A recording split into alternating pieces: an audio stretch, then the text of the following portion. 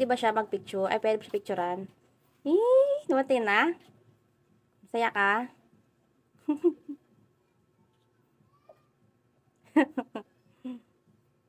Kunin mo na, antayin mo lang. Huwag kang umalas, baka kunin kuya yan.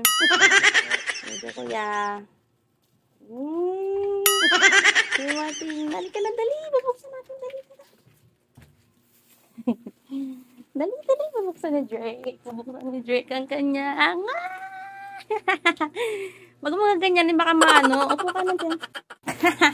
Pagkadating nga ng scooter, ay sobrang tuwang-tuwa nga itong batang ere. May kasamang nga brush, panglinis nga doon ng gulong yan, sabi ng anak ko.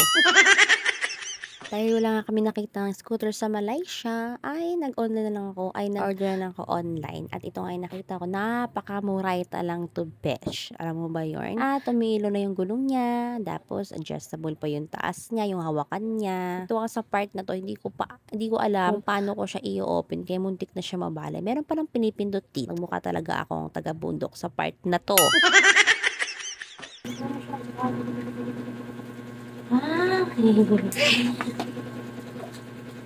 Ito,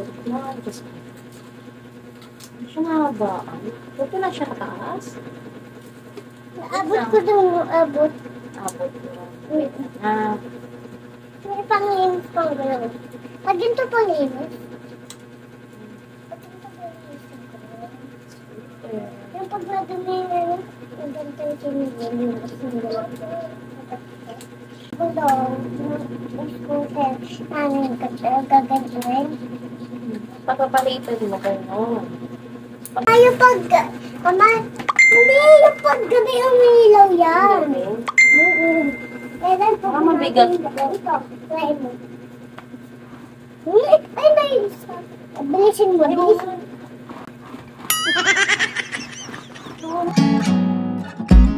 Woke up in the morning, I couldn't breathe.